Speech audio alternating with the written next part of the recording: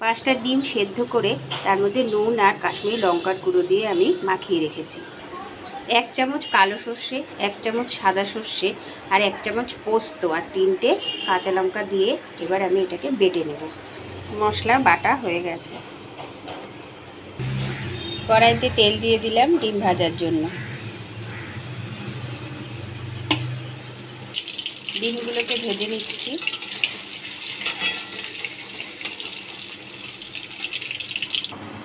এবার একটা বাটির মধ্যে আমি এই মশলাগুলো ঢেলে নিলাম। এবার এর মধ্যে 4 চামচ সর্ষের তেল অ্যাড করলাম।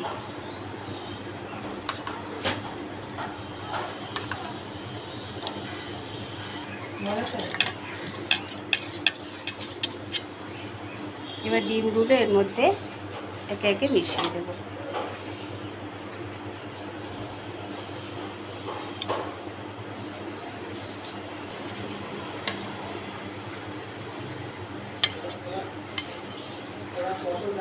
এর মধ্যে 1/2 চামচ চিনি অ্যাড করলাম, 1 চামচ নুন।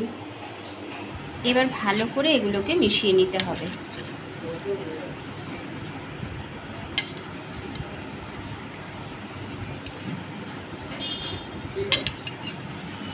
এখানে আমি ছোট 1 বাটি দুধ এর মধ্যে মিশিয়ে দেব।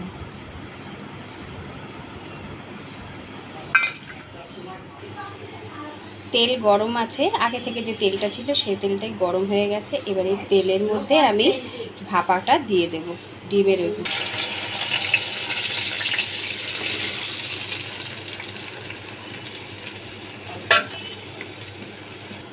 3টে কাঁচা লঙ্কা, 1 চামচ কাশ্মীরি লঙ্কার গুঁড়ো দিয়ে দিলাম, সামান্য একটু জল অ্যাড করলাম,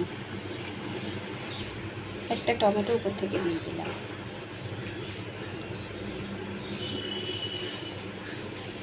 এবার এটাকে ঢাকা দিয়ে রাখতে হবে 10 মিনিটের জন্য। ঢাকনাটা তুলে ফেলেছি। এরপরে এর মধ্যে 2 চামচ কাঁচা তেল দিয়ে দিলাম। এর মধ্যে এবার একটু ধনেপাতা দিয়ে দিলাম। ডিম ভাপা রেডি হয়ে গেছে।